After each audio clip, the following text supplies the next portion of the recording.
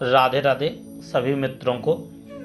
और आज मेरी इच्छा थी कि मैं आपको आज एक अनुभव बताऊं, क्योंकि मैं अभी 2 दिन पहले हरिद्वार गया और हरिद्वार में मैं एक बहुत ही दिव्य ऐसे स्थान पर पहुंचा जिसे कनखल तीर्थ कहा जाता है।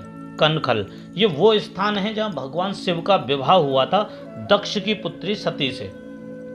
और इस स्थान की विशेषता ये थी कि इस स्थान के बिल्कुल बराबर से माँ गंगे बहती हैं। दक्षेश्वर महादेव जहाँ पर दक्ष का घर है, दक्ष ने वहाँ पर यज्ञ भी किया था और वो यज्ञ कुंड भी है, जिसे आप देख सकेंगे इसी वीडियो में, कि जिस कुंड में स्वयं माँ सती जी ने अपने शरीर को योग अग्नि में भस्म किया था। ऐसा दिव्य स्थान मैं वहाँ गया। मैंने वहाँ कई ऐसी चीज़ देखी कि सबसे पहले मैंने आरंभ में जैसे ही मैंने प्रवेश किया तो वहाँ पर स्थान पर लिखा हुआ था दक्षेश्वर महादेव। वहाँ एक ऐसा पत्थर भी लगा हुआ था जहाँ पर भगवान शिव के विवाह, दक्ष के यज्ञ और माता सती भस्म की सारी जानकारी उस शिला पत्थर पर लिखी हुई थी। और वहाँ से सभी तीर्थ कितनी कितनी दूरी पर हैं ये तक वहाँ लिखा हुआ था। और ज़्यादातर होता क्या है कि जब भी हम कभी तीर्थ स्थानों पर जाते हैं तो इस तरीके का वहाँ पर देखने को नहीं मिलता है। जो बिल्कुल वहाँ पर रिटर्न था और लिखा था कि जो चीज़ जहाँ है, हर की पौड़ी जो हरिद्वार में है वो वहाँ से 5 किलोमीटर के स्थान पर है। माया देवी मंदिर भी वहाँ बताया गया। वहीं एक पत्थर शिला लगा हुआ था जो 4 किलोमीटर दिखाया गया। मनसा देवी टेम्पल, मनसा देवी मंदिर, वो भी 6 किलोमीटर पर दिखाया गया। इसी तरीके से वहाँ के जो आसपास के जो भी क्षेत्र थे, जो तीर्थ हैं, जो विशेष हैं अपने आप में, कनखल जैसे, जो भगवान शिव की जो ससुराल है कनखल, ऐसे ही तीर्थ वहाँ दिव्य दिव्य तीर्थ वहाँ उपस्थित थे। और सबसे बड़ी बात, वहाँ 10 महाविद्याओं का मंदिर भी था। क्योंकि आप स्वाभाविक है, आप शायद जानते ही होंगे कि देवी स्वयं अष्ट सिद्धियों की अधिष्ठात्री देवी हैं।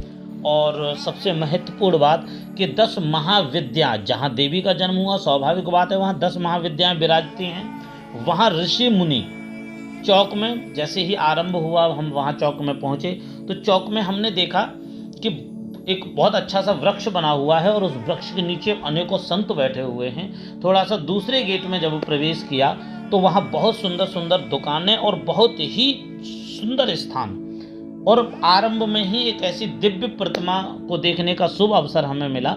जिस मूर्ति को हमने देखा तो वो बिल्कुल दुनिया में शायद मैंने पहली बार ऐसी मूर्ति देखी थी।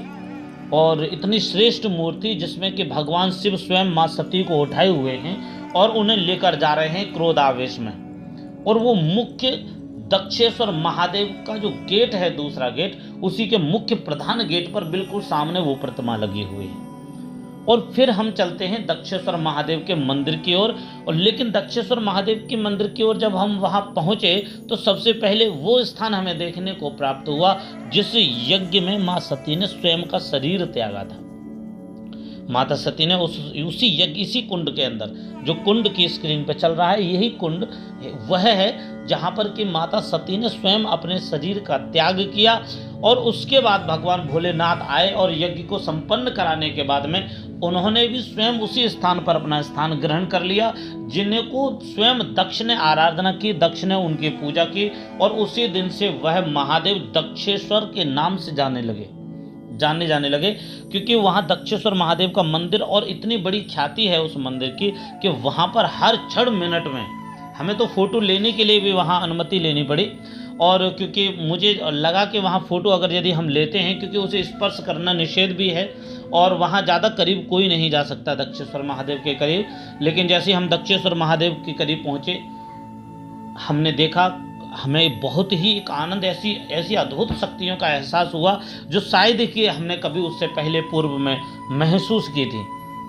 और इतनी अद्भुत शक्ति कि जिसके बारे में मैं आपको वर्णन नहीं कर सकता हूँ। इतना अद्भुत आनंद, इतनी बड़ी शांति। और उसके बाद में फिर हम जब थोड़ी दूरी पर पहुँचे तो हमने थोड़ा सा आगे चलने पर ही एक और स्थान देखा, एक बड़ा दिव्य मंदिर देखा, और जिस मंदिर का नाम था ब्रह्मेश्वर महादेव। जिसमें स्वयं ब्रह्मा जी ने भगवान अनुपस्थिति में, शिव की अनुपस्थिति में ब्रह्मा जी ने स्वयं शिव का रूप रखा और वही स्थान ब्रह्मेश्वर के नाम से आज भी वहाँ उपस्थित है, जिसकी देख रेख में हनुमान जी और अन्य देवता वहाँ पर विराजमान हैं। उसके बाद में वहाँ पर हमने 10 महाविद्याओं के दर्शन किए और 10 महाविद्याओं के मंदिर के बाद में जब हम दूसरी ओर बाहर आए तो बिल्कुल दक्षेश्वर महादेव के करीब से बहती हुई माँ गंगे मैया के चरण कमलों को हमने वहाँ देखा, जहाँ पर पृथ्वी पर जब माँ गंगे मैया आई और जब गंगे मैया पृथ्वी पर आई तो दक्षेश्वर मंदिर में उन्होंने स्वयं भगवान शिव की आराधना की माँ गंगे ने, और माँ गंगे भी माँ शिव की आराधना करती हैं। ये वही दक्षेश्वर महादेव हैं जहाँ माँ गंगे मैया स्वयं अपने चरणों को स्थापित कर गई हैं और आज भी वह स्थान वहाँ पर विराजमान है, जिसे देखकर इतना आनंद आया कि मेरे मन में आया कि मैं वीडियो बनाऊं, परंतु मैं वहाँ वीडियो सबकी नहीं बना सकता था, इसलिए मैं छोटे छोटे फ़ोटो लिए और उन फोटोओं के साथ में मैं यह वीडियो बनाता हूँ और आप सभी से निवेदन करता हूँ आप इस दर्शन का आनंद लें और अपना अनुभव और आपको ये वीडियो कैसा लगा ये आप हमें कमेंट बॉक्स में ज़रूर बताएं। इसी के साथ मैं अनुमति चाहूँगा। राधे राधे, जय श्री कृष्णा।